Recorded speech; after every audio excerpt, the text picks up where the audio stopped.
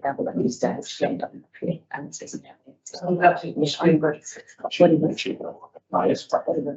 But she said that 80 years ago, I didn't go through it. And I was like, God, who do you know? No. It's not really shit. So, well, there's not so good. Good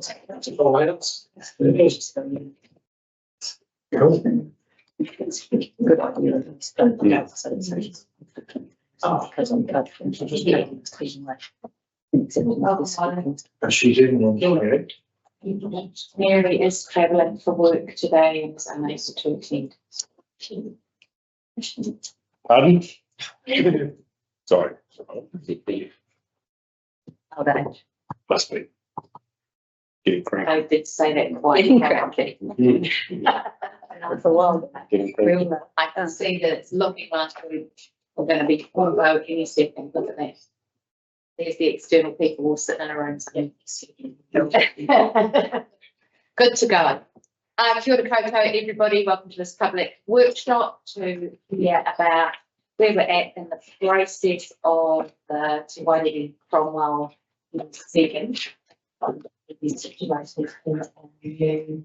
Whatever it's going to be called, because of course it isn't named yet, building sitting down by the whoever is presenting. Just quickly, Cromwell Museum here, this is their project, and also online we've got Story who Cromwell Museum have been working with, and the team up there. So between Martin and them, they'll be leading this workshop. So over to you guys. Well, thank you, David. And thank you for your welcome, Anna. We're pleased to be here. And James McLean is going to do the heavy lifting this afternoon from Story Inc. I'm going to paint a bit of a picture to start with. And give you a little bit of background very quickly. Was the Cromwell Museum Trust has been going since 2014, so that's 10 years. And it was formed with the assistance of Neil Gillespie over there. And I've done something. So, which we're very grateful. And we rely on an active set of trust members and a very extensive community of volunteers. The volunteers are drawn from the community. We've always had a strong volunteer representation of up to 30 volunteers left. The initial philosophy was we're going to use grant funding as long as possible, and we had a relatively modest operating grant from the COBC. In 2019, we were able to appoint Jennifer as our director. And in that year, we also presented submissions on the long-term plan. Where one of I think the key question that was asked of the common community was, do you support the museum, or worse to that effect? I remember sitting in the hall and making a submission to Yuri Banner at that time. And what was interesting was that the response was extremely positive. We were quite impressed by that. And then from that point on, the decision was made to proceed with the Memorial Hall as well. And we worked with the council and the community board to promote the need for a new museum in the new Memorial Hall. And the case we made was that the museum was seen as a major draw card to the building. It'll be one of the few places, if not the only place, that is open all day, every day. And it's expected to be a major draw card to the building. And I think looking at, just as an aside, how the track from Bannockburn to Gippsland is progressing now, it's half finished by the end of the year. And giving somewhere 90,000 people who go on their bikes along the track here, you can only expect that's going to double. So the potential to attract tourists and locals is very, very significant. And now here we are.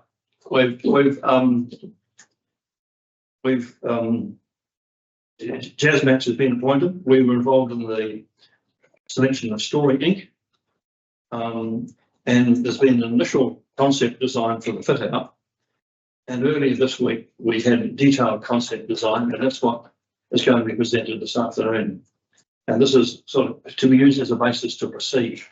There will be some further modifications and additions. There'll be some omissions that we've noticed, but we're very, very encouraged and very pleased and very excited about what we've seen so far, and I hope you will be too. Now, Jennifer started out as our director for the trust, and early this year, she accepted a one-year appointment as transitional curator for the museum, and now is employed by the COGC. And I think this is a very satisfactory and very satisfactory arrangement for all parties. And just wanted to let you know that I think a promise was made that this wasn't going to cost the council anything. The fit out, I'm talking about the fit out. And we think we've reached that target. We've got $1.1 million from Central Lakes Trust. We've got $350,000 from two of the lotteries funds, the Heritage Fund and the Community Fund. And we've just recently received confirmation of $200,000 from the Otago Community Trust. So there's 1.65 million. And it hasn't cost you a penny. And this we see as the role of the Museum Trust going forward, because not having an employee, so to speak, what is our role going to be? First of all, it has to be to support the whole operation of the museum, to provide advice as required to Jennifer and others, and also to seek funding, particularly for special projects. Now, what you're seeing this afternoon is only part of the museum, which is the portion that is the other part of the museum is a temporary exhibition space, and so that space there that we can arrange visiting exhibitions, temporary exhibitions, whatever. And that's an area where the trust expects to be able to make a contribution towards funding, getting some of these things here, or getting funding for insurance or transport or whatever. So there is a role to be completed, which I would hope we can do in conjunction with the council as to how the trust and the council can work together collaboratively in the future. Now, there are a few people to acknowledge in this. I do want to acknowledge the support of the Cromwell Community Board, and especially its chair, Anna, who's been a regular attendant of our meetings and has provided much helpful advice. And also on the Community Board, Sarah Brown has been a member of the Working Party, and that's very much appreciated. Well, she keeps the communication line going, I presume. Yeah, so that's the reverse. Your praise. You just press the note. Yeah, well, Build each other up. I don't know that I can mention you all by name, but right, so I know that. There's also been fantastic support from David and Genevieve, and also from Gareth. We've worked quite closely with these three people over the last few months, and particularly since the time that Jennifer was appointed in July to the council. And a big shout out to Jennifer as well, because she's provided a lot of the intellectual input to what you're going to see this afternoon. Also, our museum volunteers, they've been involved with Jennifer in describing those aspects of the collection that are going to feature in the new museum. And we really couldn't have done it without the input of a relatively small number of our total set of volunteers. So they'll be acknowledged perhaps as function within the museum at some stage, but I just want to mention them now. And I think there is an issue as to how volunteers will work in the new facility as well. So that's still to be worked through. I mentioned that the Museum Trust will be continuing. We've got a role that's still to be worked out, and that really will, I think, set our next few years. But we're waiting till we get through this transition phase first, and then I think what will happen is that David and I have a chat about what we might want to talk about, and no doubt that will come back to the community board as well. So everyone really has done their bit, I guess, is the thing I can say. It's been quite astonishing, the support that we've received from everybody. And we are confident that it's going to be a magnificent facility for Cromwell. So, do you want to add to that general hymn of praise? Oh, look, it's just been really wonderful working with the Story Inc. team. They've been really encouraging and have produced a beautifully detailed design for us. And I'm sure you'll all be really thrilled with it. And I just also want to add that I see the museum as being like a living museum. So the displays will be refreshed and renewed regularly in order to keep it updated and dynamic and relevant as well for our population and for future generations coming up. And so we have ample ability within these spaces to renew our displays quite regularly. So that's a really exciting part of the project as well. Are there any questions for us, or just move to the presentation from James? Thank you really for the presentation. I'll just make one acknowledgement. You can't mention me without mentioning Edith Mackay. Edith Mackay. Oh, indeed. Yes. Well, actually, I should have been. I think I've been very remiss. I haven't introduced Joan Lawrence, who's one of our trustees, and I should have mentioned Peter Mead, who has been a trustee for a long time with Christchurch. So, Peter was part of the board effort. So thanks, Dean, for that. Okay, James, it's all yours. All right. So, do you want us to share screen and click through it from this end? No, I can do it from here. That's okay. You can get from here. Yeah, that's fine. Yeah. Okay. Kia ora, everybody. I'm James McLean from Story Inc. And with me here, I've got Sinead, who's our 3D designer, Kate, who's our writer and researcher, and Michaela, who's been developing the interactive content for this exhibition. So yeah, as Martin said, we're at this concept design stage, and we think it's a very exciting project, and we're really looking forward to kind of making it happen over the next about 9 months or so, yeah, to putting it into reality.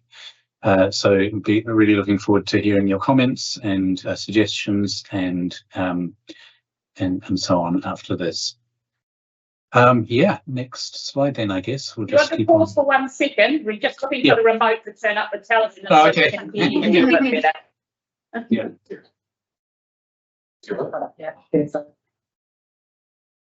You increase volume, you want to right in, James? Sorry? Yeah, that's it.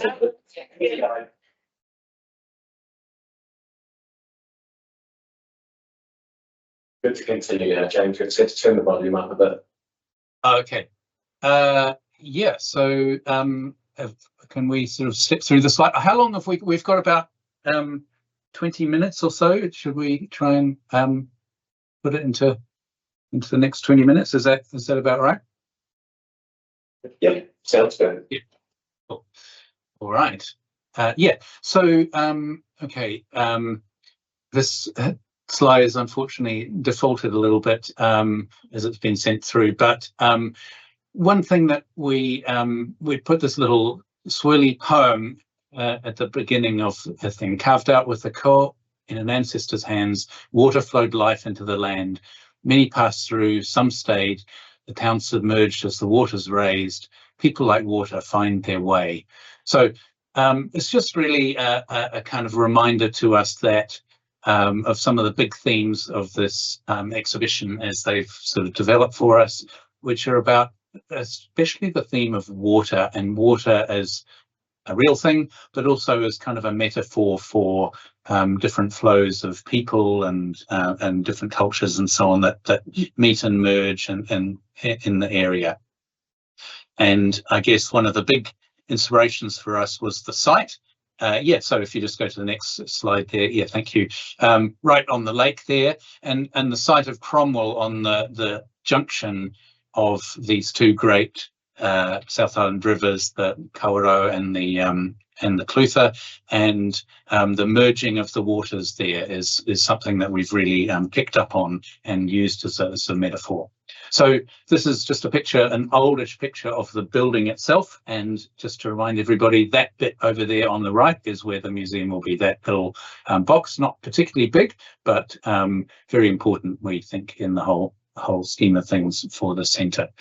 And the next one, so this is a little plan of the space. And one of the important things for us is that this little museum, this little blue box there on the right, isn't kind of like a totally self-contained, isolated thing. It's very much linked into lots of other things. And so those squiggly lines that you see there are lines which are sort of, the yellow line represents a sort of graphic look which goes through from the outside all the way through into the museum and is expressed all the way through. So it'll feel consistent and part of that graphic look.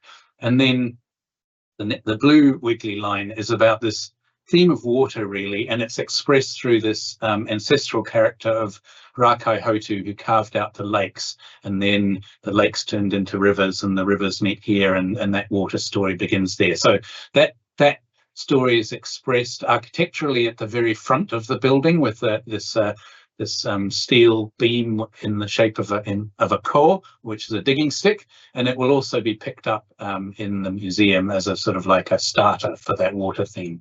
And then there are all these links, also links to the outside space, to the heritage precinct, to the planting that's going on down on the lake, and then links to things that you can't see, like Old Cromwell or Chinatown, and also links to other communities within the region or the area, like Bannockburn and Lowburn and Bendigo and so on. So it's not a sort of thing that is a sort of isolated little place. It's trying to be outward looking, I guess, is what we're trying to express here. Next one. So what else am I to have you got the next? Yeah. It's just loading, apparently. Okay. Is it quite big, this folder, this one? I think you've got this one. Right, okay. Having a moment, that's funny. Like we can share and at this end, would that be easier? It's worked a little harder for live teams. You need to share. We're back on, I think. Okay, good. So just a closer look at the plan of the building. So you'll enter with that at that top yellow arrow there, and then to get to the museum, you go down that central spine and turn left, and we're down the end there. There's the blue line there marked showcase will be a sort of like a teaser showcase outside the main body of the museum, which will have some collection objects in it, which give you a sort of like invite you to visit the museum itself.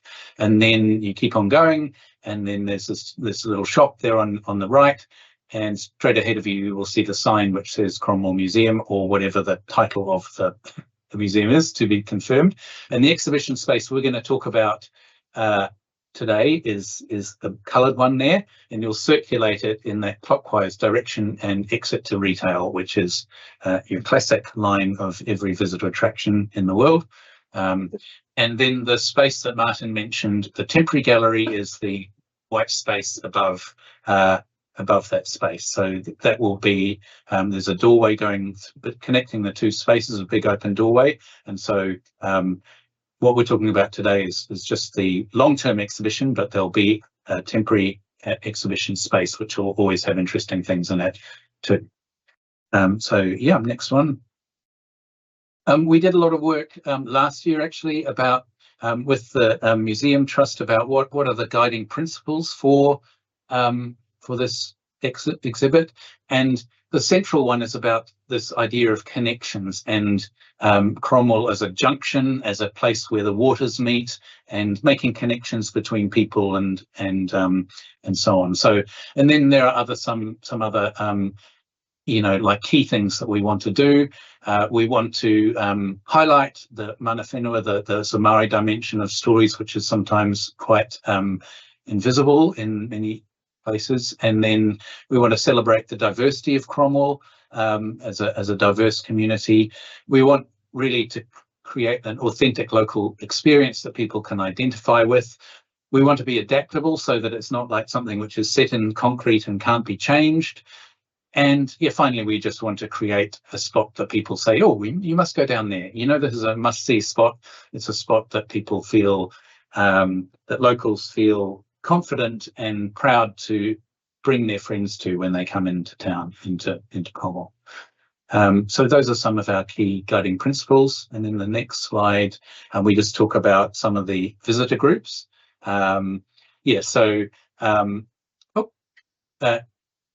Okay, if you go back one, so the biggest visitor group are locals, as in Cromwell locals and Central Otago locals.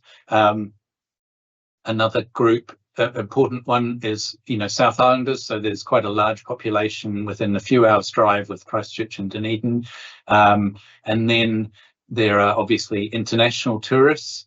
And then there'll be a group of people who come for education and research, including school groups. And finally, making it a place which is attractive for Maori visitors as well, and they see their own stories here is important to us too.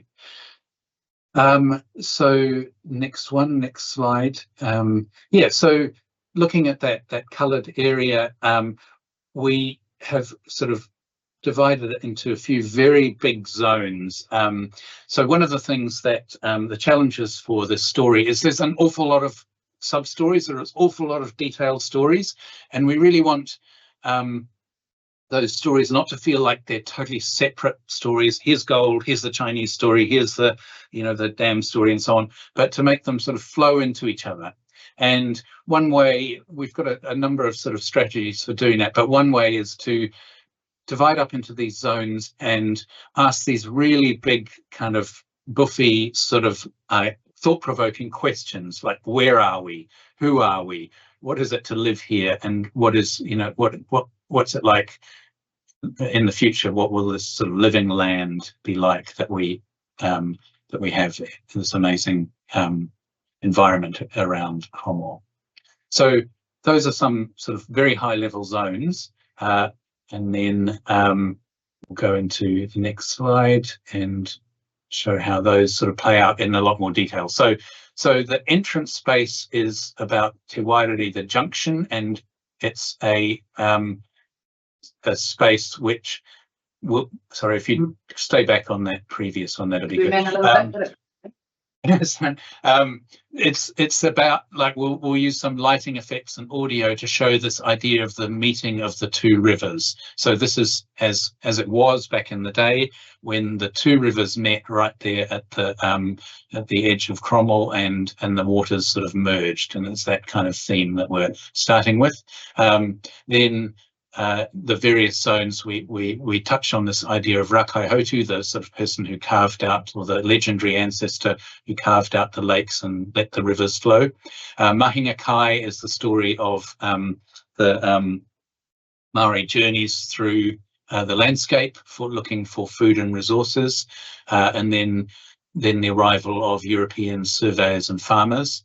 And then zooming back over to the left to some of these stories about natural history, about geology, about the origin of the landscape in the sort of great continent of Zealandia, and about natural history. So what was in this landscape, the plants and animals, and in particular moa, because that's a huge story for Cromwell, in what was the environment like here originally. And then sort of moving clockwise around the space, we'll talk about the gold story, the gold rush story, about Chinese settlement in the orange zone there, about the emergence of this colonial or pioneer era, 19th century, early 20th century colonial era town. And then the number 9, we've created a little room there. There's actually a window at the bottom on the right of this plan. That's a window which looks out over Lake Dunstan, and partly for reasons of not letting the light come in too much from that space, we've sort of locked it off into a little room where you can look out onto the onto the lake and get some of that information about that story, the flooding of the town, the building of the dam, hydroelectricity, and so on. And then on the other side of that wall there, that little wall sticking up vertically, we would repurpose the existing town model, but use projection to show how the flooding changed the town forever. So you'll see the old version of Cromwell, and you press a button and as the waters rise, and you see what, how deeply flooded it in fact was. And then zones 10 and 11, as we're circulating out of the space, zone 10 is about this sort of revival of the fortunes of the town with agriculture, viticulture, and horticulture. And finally, zone 11 is about the land and the future and conservation stories, how we protect the land in the future. So those are the sort of content zones, but as I say, we really do want to sort of flow the stories between them, so they're not seen as completely separated little mini stories, but form a continuum. Okay, so the next one, these are just some pictures of what the space might look like. So it's not a huge space, but this is the view from the doorway in, and you'll be looking around the outside the space. The carpet will express a kind of river-like theme, and the over on the right we'll have a projection interactive, which is moa footprints and other footprints of birds which have no longer here. And the sort of chronology of the story goes along the wall and round the outside of the space. And you can see on the left there's a sort of like a flowy kind of river-like motif there, and that poem, that little piece of I don't know, just poem, but whatever it is that I read at the beginning, that would appear on the walls and sort of pick up that sort of continuity of the story through the space. And then these up high, we've got these high level categories of who are we, where are we, and picking up those sort of big zones of the story. So we can just sort of step through these spaces. So in this area, we're talking about Mahinga Kai, and this is a Mokihi themed seat and showcases. These objects in the middle are all about gold and gold rushes. Okay, and this is looking back at the entrance to the space, and I mentioned the lighting and the audio effects in the entrance there of the blending of the waters. And yeah, the object you see in the center there is a reproduction of a ko, a digging stick, which picks up that story of Rakaihotu, the ancestor. And you can just keep scrolling through them, please. Yeah, so looking back, we will have a section, there's quite a rich collection about the moa bones and artifacts used for butchering moa. And also, as I mentioned, we'll have a top projected moa footprint interactive at where the little kid is playing. And then over on the far wall, something which shows you the scale of the moa. So, not all of them were the huge things that we know, but the ones that were huge were enormously huge in this area. So there's a great story there, and yeah, we'll tell that with these objects and these various interactives. You can keep on scrolling through, maybe. So yes, a wider shot there of the same space. Okay, this area is looking an area which is about gold, and then about the Chinese settlement in beyond. So there's various very cool gold related objects, including model dredges and pumps and so on. And we also add in interactive elements. So that brown box you see in the foreground is a reproduction interactive cradle, gold cradle. So you'd be able to wobble the cradle as if you're panning for gold, and when you've done it enough, little specks of gold will appear in the bottom through a lighting effect. Yeah, and maybe just keep moving. Yeah, so this is looking through to past the gold area to an area which is a zone which is about the Chinese story.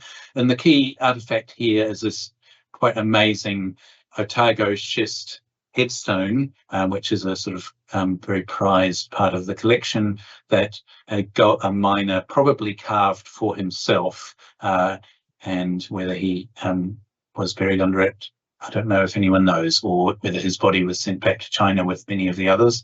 Probably it was. So that object will be in the line of sight from the entrance. So it's one of the sort of powerful, more powerful objects of the whole thing. Yeah, keep going and we'll so turning the corner there, you're looking into the little room where you can look out onto Lake Dunstan and learn about the hydro story, and the rest of this space is about Cromwell as a sort of pioneering town, and we would have a display there using some of the artwork and the portraits from the existing collection, and then being able to scroll through a whole lot of different portraits from the collection on a screen below. One of the things that oh yeah, okay, so that's the view looking out the window. It's not the actual view, it's a bit better than that, but you the window's a little bit high, so you do actually have to stand up to look out into the lake. But the yellow thing on the wall there is a little audio cup, so you would be able to choose and play audio oral history stories of the forming of the dam and people who remember that. And this area, we actually, with input from just a few days ago from Martin and Joan and Jennifer, we're actually going to make this more related to the pioneer Cromwell story. So at the moment, the image there that you see is of the story of the dam. We might make that more of a spillover from the previous zone, which it was pointed out to us was quite small to accommodate the large number of stories that have to go into it. But yeah, this would be a video or touchscreen kind of area that, again, you can use a sound cup to listen to the stories without bothering other people. Yeah, next one. And then at this point, you emerge from that space and you're sort of on the home straight, more or less.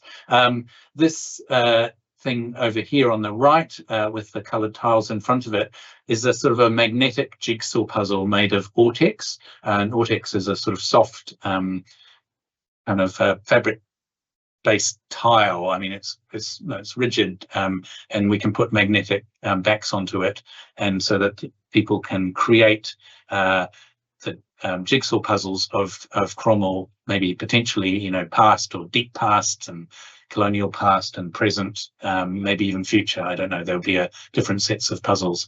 And then over on the other side of that little wall, there would be displays about agriculture, horticulture and viticulture.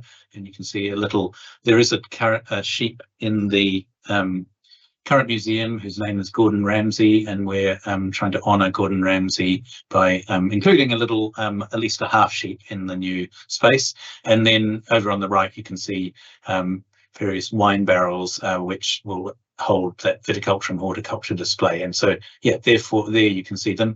And those wine barrels, you'll be able to open them up, and inside the video will play, or there might be little dioramas. For example, we thought maybe a diorama about the famous Cromwell Big Fruit, and maybe the opening of that attraction back in 1990. Yeah. At the end of the line there is that's the town model with just the lighting effect showing, the raising of the dam. And on the right-hand side, this is a sort of quite an important feature of the exhibition, because the space is quite small and we don't want to overburden people with like 500-word stories on the walls, because people are quite averse to that nowadays. But then there's an awful lot of content to be conveyed. So this thing with it, which has got a Chafez beetle on it, is a touch screen, and there would be 3 of those throughout the space, and each of these touch screens would have slightly longer form stories, so they'd be able to have 3 or 4 stories on each touchscreen, and each one would have multiple images and so on. So this is a reverse view looking out. So the door through there takes you out into the retail area, and then as we mentioned before, the main story here is about conservation. It looks a little bit like less dimensional than some of the other spaces, and part of that is because this will be a changing story. So these panels, the blue panels there that you see, are all text panels with graphics on them, but they can be replaced relatively easily. And we'd also include, like, there's a little showcase, the little showcase on the right-hand wall for the Beatles, a little scent interactive, which might include the scent of Manuka. That's the little green stalky thing that you see there. And then over on the left, there's another big window here, and you're looking out over the lake, and this drum-like thing there is like a direction finder, which shows you which direction various things are. So like the Invercargill or Bluff sign, but it's pointing out just to the lake, to the old town, to Clyde, to Bannockburn, to Bendigo behind you, and so on. And so that's my very quick skip through. And I'll just very briefly, because I think I'm out of time, I won't go into these, but like obviously there's a huge amount more detail for each of these stories, and it's sort of layered up in the different zones. Yeah, I won't really pick apart this slide, but as well as these separate zones, we want to unify it with the theme of water, with the theme of people. We also, in the next slide, we have a sort of a layer which is about the sort of mana whenua, the Maori dimension. So the purple areas over on the left at the top are the areas which are more strongly about that dimension. But one of the things that we think is important is that we don't sort of like consign that story entirely to the past, that it exists in the present and the future as well. And so, you know, we're concerned to keep those stories alive through the space in different ways. And then finally, in the next slide,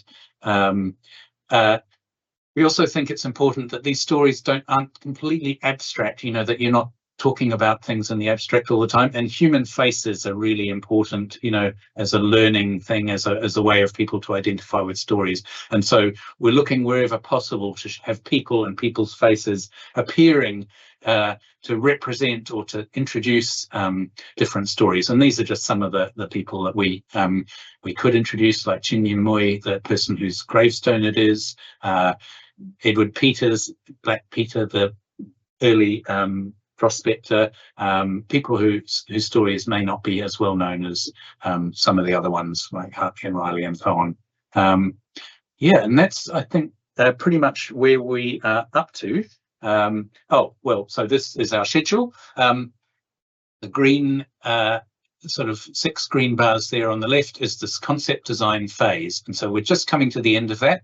And we're really, we're presenting it to the museum and to you, and looking for feedback, and those are the 2 little lines there. We're obviously on underneath that to the right, we're at yellow, the yellow vertical line, and then as soon as we've received that feedback, we'll go into this intensive period of detailed design, like making detailed designs of the showcases, and also developing the content, the multimedia content, and so on, all in collaboration with the museum and the various external partners or that they bring on, including the Chinese community, Okaha as sort of Maori cultural advisors, and so on. And so we're hoping to get well, we will get that detailed design and content development phase by the end of the year, and then next year we'll be into production and fabrication and in term for opening in the middle of next year. So that's our story in a nutshell. That's what we've been working on. And what James hasn't mentioned is that there are a number of other sets of graphics, which one of them, for example, contains the specifications for everything that's to be written. So the format is already set out. Another one contains all the dimensions of the cabinetry and the placing within the museum of the various items. So there's been an enormous amount of work done on the detail that you just can't see, but we have here. Great. Thank you. Yeah, thanks, Martin. Good point. Thank you so much for your presentation. I think that being able to see how you're taking a rectangular space and taking people on a journey from prehistory, from pre-European history through to modern day and futures is a really lovely thing. And I think that when our community is looking at what does our museum bring us, that those histories that you've mentioned are really important. So those histories of gold mining, the histories of the Chinese population, the histories of the early European settlers, the history of the dam, and those stories of Moa and people who moved through these spaces before European settlement. So I really like the idea that you're following that river round in order to see and hear all of those stories. Anyway, I've got any comment or some direction, or you've asked for maybe some feedback and some direction. I've just done the warm fuzzies, but so I'll open the floor to people around the table if they've got some other things they wish to add. I'd just like to say that I think what I'd also like to see actually is a little bit of the sort of pre-human influence on the area. For example, I was trying very hard to explain to somebody the other day how the sugar loaf was formed. So it's something really about how the whole landscape was formed. It's going to be in it. We have It's going to be. geology, yes. Yeah, It's okay. definitely going to be in it. Right. Okay. That's great. Did you ask that? Yeah. Oh. Anyone else? Neil? I've got more than one. What was the sheep story? Sorry, I was zoned out somewhere else. He's already at the museum. Ah, that one, all right. We've got a sheep. But they're going to chop him in half. Because has he got a black face? No, It's a merino, and tell me it's a merino. Because the thing there was a black face sheep, and I'm going, no, a merino. That's obviously what in the program that they've used to put this. That's right. Yes. Have a black face. And I make the observation, be really careful with the horticulture, viticulture, agriculture. We don't see too much slant with one way. So love the idea of the barrel bolts, but it says smacks are just viticulture. And I think we're going to look at how we got to where we got to, and it goes pastoral, then it goes hort, and then it goes vit. And it needs to show that in some way, shape or form. Was my only thought about that. I think Yeah. we can touch on that a little bit more in the hydro story, the transformation. Yeah, yeah. Well, and while you're on that then, Kevin Jackson, in my view, is the wrong person for that story. I'd be talking to Peter Mead. He was the person who was most involved in terms of the administration of the change that took place, had the big picture view. Kevin came out of an orchard that was further down the gorge, actually probably in Vincent County. And I think Peter will provide the more objective type view. And then I'd hope that someone, whatever you end up putting in there, does get some fact checked by, dare I say, the industry. Some people down at Clyde don't know how it worked. But we do have oral histories of a lot of these people too. Yeah. So it depends on who we interviewed as for the oral history. So that's something that can be thought of later, but we do have that. Yeah. Yeah, you got that. Oh yeah. Kai Tahu, Nai Tahu. You're using Kai, so you're replacing the NG with the KA all the way through. Cool. I think we probably are. I think it's gone that way. We're never sure, but we'll take direction. But I think we are doing Kai. I'm sure we'll be just. The direction from the kaha that Kaitaku is. Yeah. I think that's important, and the only reason, because you talked about Mahinga Kai, and I'm going, and then but the story showed Mahika Kai, so just whatever we do, just be consistent. That's the, and it's not easy. That means they're looking for food, so it's not quite tahu. No, but Mahinga Kai and Mahika Kai is replacing the entry with the KA. Yeah, absolutely. Be confusing. Yeah, case I think. You've checked that it's spelled correctly because even things that might be NG elsewhere in the country, maybe okay here. So Yeah. that's that checking through or Kahata, Yeah, that those are correct. Yeah. And the gold story, Hartley and Raleigh comes to mind. Oh, yeah, absolutely. I'm sure that's not lost, No, but so that's a pretty big part of it, I think. and Gabriel Reed. Yes, yeah, just that whole history to it. And I had one more. What was it? Oh, yeah, I've put down here. Seems to be a lot of the existing not on show. Now I know that was just but I know what's in there currently. And go, it's a lot. Kind of what are we going to do with it all? I don't know. Maybe it's not a story for here, but it's somehow probably important. Whether we have to look at saying we can't store it all away, never to be seen again. We can't put it all in. We'll be able to change our exhibitions as well and keep refreshing displays by using the collection in that way. And also in showcase leading into the museum, that's quite a large cabinet. Yeah. We're going to have a lot of collection items in there that can be changed around. And I suppose we could do it like we're doing with Eden Hall. Some of the stuff we've got that rather than keep it in storage can go into places in Old Cromwell. And dare I say, when this town centre starts humming more than what it is already, there might be places better put stuff on display that can. There's also the rest of the hall as well. So Yeah. there's the areas within that Yes. building that we can have cabinets. Cool. And then my last one is more for us about process going forward. Is the community board / council are going to sign off on a final, here On the goes. final design. Well, designs, I didn't want to use that, but whatever, just about the detail to sort of say, hey, we know what's gone on here. And I'm always mindful that someone will pick up what you've done, the end result, and go, well, surely they should have put that in there. At least if someone owns it, and it's got to be, I think, the governance part of this organisation that owns what's gone and says, we've agreed that's the right thing to do. Well, maybe like a proven principle or something. Or something to make sure it's quite clear, because all due respect to all the people involved, there's always going to be that last piece of information that someone's going to pick up. Yeah. And really, I think the owner ultimately, in my view, should be the board. Say, well, we signed it off, and therefore it's on us. That's us today. And after 11th October, it's someone different. So can we do it by then, please? In